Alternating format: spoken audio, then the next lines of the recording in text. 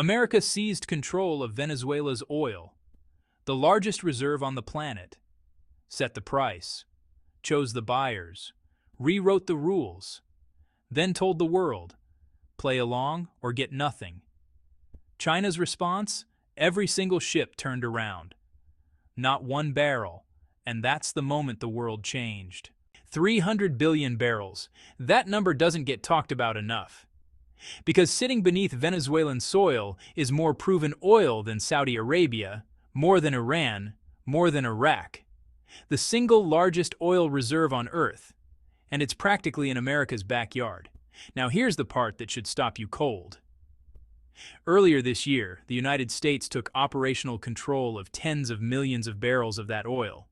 It canceled existing supply deals between Caracas and Beijing, and it delivered what was essentially an ultimatum to the entire world. If you want Venezuelan crude, you buy it our way. Our price, our shipping rules, our currency, our conditions. Full stop. China's response came fast, and it was total. Every import of Venezuelan oil was suspended overnight. Ships already loaded and sailing toward Chinese ports received orders to stop or divert. Payments being processed were frozen. Ongoing negotiations were immediately shelved. Not a barrel of U.S.-controlled Venezuelan crude entered China. Now, most people looked at that and assumed China blinked, that Washington had applied pressure and Beijing had backed down.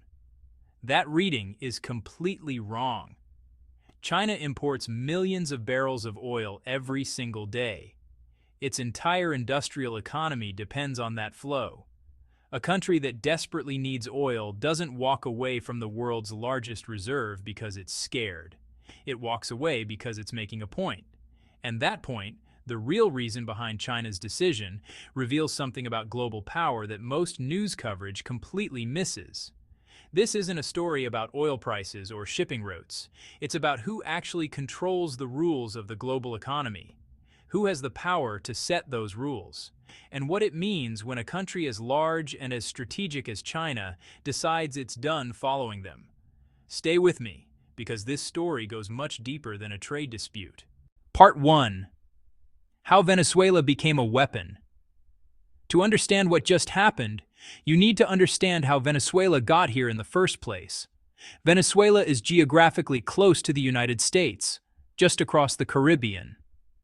But politically, for decades, Caracas has positioned itself as one of Washington's most vocal adversaries in the Western Hemisphere. It rejected dollar dominance in trade. It built alliances with Russia, Iran, Cuba, and China. It used its oil wealth as a tool of political defiance. Washington's patience eventually ran out. In 2017, the pressure campaign began in earnest. American companies were banned from doing business with PDVSA, Venezuela's state oil company. Venezuelan assets held in U.S. financial institutions were frozen. Transactions involving Venezuelan crude were blocked from dollar settlement networks. That last move was the most damaging. Here's why. The global energy market runs on U.S. dollars. Nearly every major oil transaction on Earth is priced in dollars, settled through dollar-based banking systems, and cleared through networks operating under American regulatory authority. Being cut off from that system doesn't just make trade difficult. It makes trade almost impossible. Then in 2019, Washington took an even bolder step. The Trump administration recognized opposition leader Juan Guaidó as Venezuela's legitimate president and handed him control of Citgo, a fully Venezuelan-owned company running major refineries and thousands of gas stations on American soil. For years, Citgo had been one of Caracas's most reliable sources of foreign income. With a legal maneuver, that income stream was severed. The Maduro government had no practical recourse. Washington framed it as transferring assets to Venezuela's rightful leadership, not confiscation, making it nearly impossible to challenge in court. The result? Venezuela was forced to sell oil at heavy discounts through back-channel intermediaries. Payments took months. What had been straightforward international trade became a financial survival exercise. In other words, the United States hadn't just sanctioned Venezuela, It had become Venezuela's gatekeeper, controlling whether the oil reached global markets, how it moved, who could buy it, and what they had to do to stay on the right side of Washington.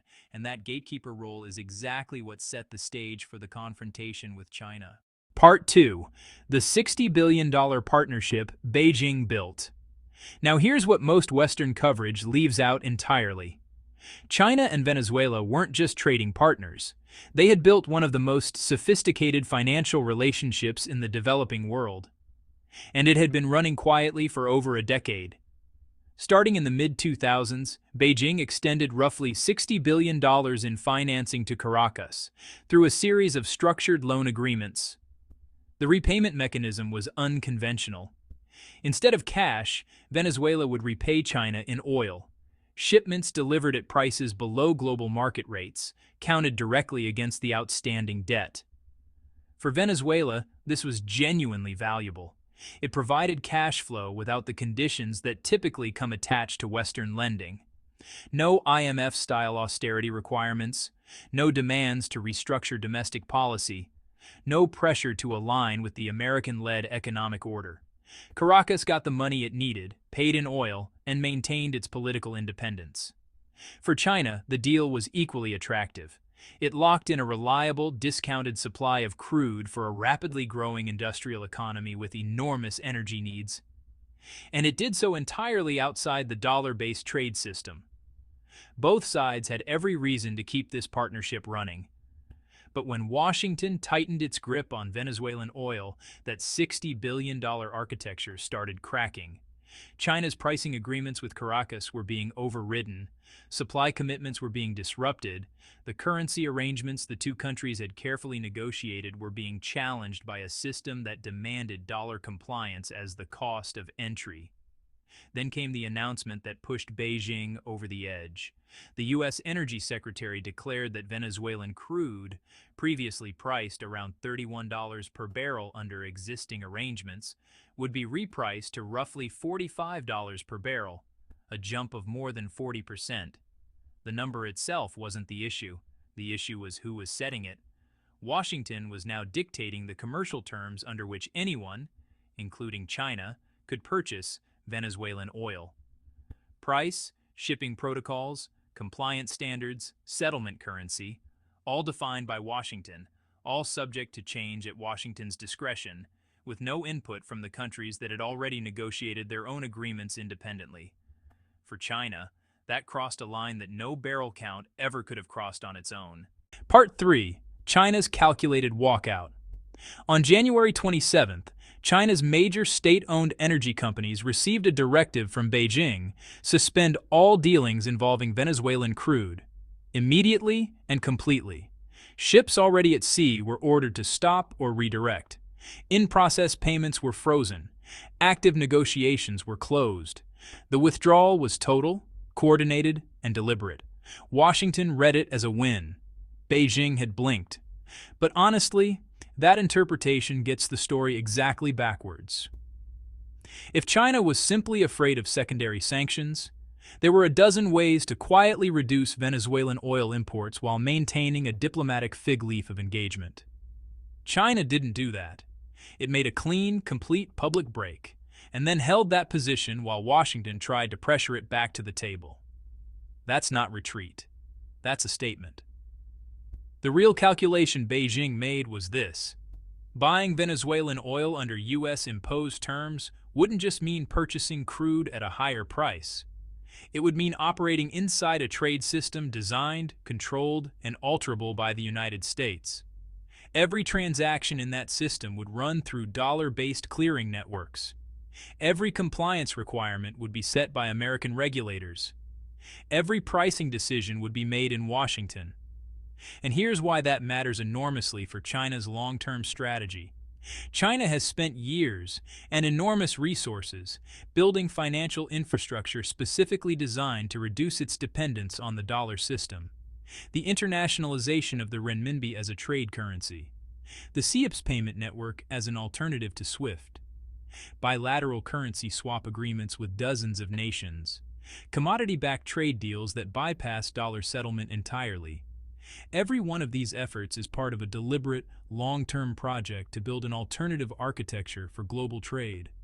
An architecture where China, and the countries that align with it, have genuine choices about how they conduct international commerce. Buying Venezuelan oil under Washington's terms would punch a hole in that architecture. It would set a precedent that the United States can rewrite the rules of any bilateral trade agreement China has negotiated simply by asserting control over one party to that agreement. Beijing decided the precedent was more expensive than the oil, so it walked away. Completely and visibly, absorbing the short-term supply disruption while accelerating diversification of its energy imports from other sources. That decision was not weakness, it was a strategic refusal, and the difference matters. Part 4. The Iran lesson, and what it tells us about Venezuela's future. This pattern isn't new. It has a blueprint, and that blueprint tells us a great deal about where Venezuela goes from here. In the early 2010s, the United States assembled a comprehensive pressure campaign against Iran, combining energy restrictions, financial sanctions, and diplomatic isolation in a package designed to be, honestly, economically devastating. The centerpiece was disconnecting Iran from SWIFT, the international messaging network that makes cross-border bank transfers possible. Without SWIFT access, Iran's central bank was effectively paralyzed. Foreign currency reserves drained. Oil exports collapsed. Inflation surged. The pressure brought Tehran to the negotiating table and produced the 2015 nuclear agreement. Then, in 2018, Washington unilaterally withdrew from the deal and reinstated and expanded secondary sanctions. Countries buying Iranian oil faced potential exclusion from American financial markets. Compliance was high. Iranian exports collapsed again. And then Iran adapted. Tankers began disabling their location tracking systems, going dark for significant portions of their voyages. Ship-to-ship transfers took place in international waters, far from easy surveillance, with crude changing vessels before reaching its destination. Oil was blended with supplies from other producers, obscuring its origin. New trade routes emerged through intermediary countries. Alternative payment mechanisms were put in place. Slowly, Iranian crude began flowing again, not at previous volumes, but in quantities that were substantial, sustained, and increasingly difficult to track or enforce against. The lesson this teaches is precise. Sanctions can restrict access to financial systems and complicate shipping routes, but they cannot control the physical resource. Oil in the ground remains oil in the ground. What changes is the pathway to market, and pathways, given enough time and incentive, have a persistent tendency to be found. Venezuela is now in the early stages of that same cycle. The pressure is intense. The disruptions are real and painful, but the resource is still there. 300 billion barrels waiting. And every country watching this episode, every resource-rich nation assessing its own vulnerability, is drawing its own version of the same conclusion. Part 5. The question that changes everything. Step back from the details, the barrel counts, the pricing adjustments, the tanker routes, and you arrive at the question that is actually driving all of this. Can one country, regardless of how powerful, maintain permanent authority as the gatekeeper of global trade? And if so, for how long? The United States built its leverage on a foundation that was genuinely powerful and genuinely functional for decades. The dollar became the world's reserve currency after World War II, a status that gave Washington influence over every transaction denominated in its currency, which in energy markets meant nearly every transaction on Earth. Control over SWIFT extended that influence into the plumbing of global banking. Sanctions enforcement weaponized both systems simultaneously. For a long time it worked, because there were no alternatives.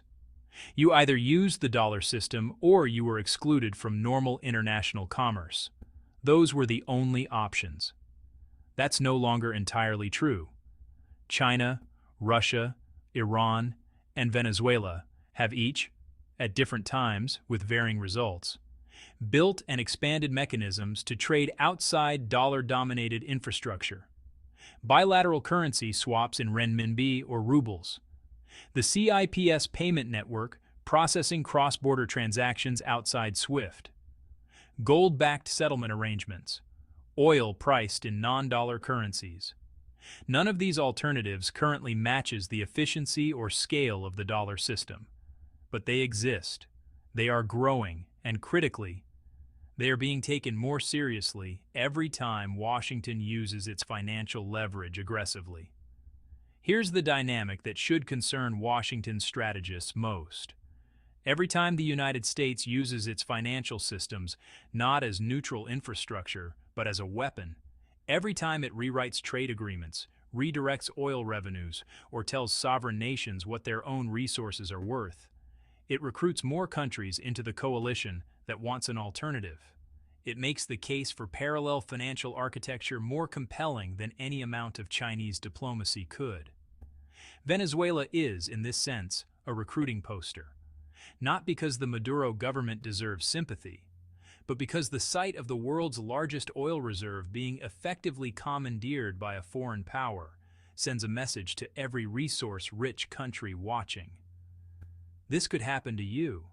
The only insurance is building the kind of diversified, non-dollar trade relationships that make you harder to pressure the same way. China heard that message years ago. It's been building the alternative ever since. And every country that watches what happened in Venezuela takes one small step closer to building their own exit door. So here's where we land, and I want to be direct about what this story actually means. America seized control of Venezuela's oil, set new terms, picked the buyers, redrew the rules, and expected the world to fall in line. China looked at those terms, ran the numbers, not just the price of oil, but the cost of the precedent, and walked away, completely, deliberately, publicly. Washington pivoted to India, made public appeals, and waited for Beijing to come back to the table. China kept its position and quietly diversified elsewhere. Venezuela's oil is still in the ground. The 300 billion barrels haven't moved. But the question of who can reach them, through what systems, on whose terms, that question is now the front line of the most consequential geopolitical contest of our era. Because what this story ultimately reveals is something that will define the next 50 years of global politics. The most powerful form of leverage in the modern world isn't military force. It isn't the size of your economy. It's control over the infrastructure of trade itself, the currencies, the payment networks, the pricing systems, the settlement mechanisms that every nation depends on to function. The United States built that infrastructure. It is extraordinary in its reach and its durability. But the moment you weaponize infrastructure that the entire world depends on, you give every nation on Earth a reason to find another way. China just showed the world it has one. The question every other country is now quietly asking, in meeting rooms in New Delhi, in Riyadh, in Lagos, in Jakarta, is 3 words long. Do we? What you just watched isn't a story about one country's oil. It's a preview of the world being built right now, where financial systems, trade networks, and currency architecture are the real battlegrounds of power. Most people are reading the headlines. Very few people understand the infrastructure underneath them. That gap between what's reported and what's actually happening is exactly what this channel exists to close. If this story shifted something in how you see the world, share it with someone who needs to hear it. Subscribe and turn on notifications, because the next move in this game is already being made, and you'll want to understand it before it becomes tomorrow's headline. Stay sharp, stay curious. See you in the next one.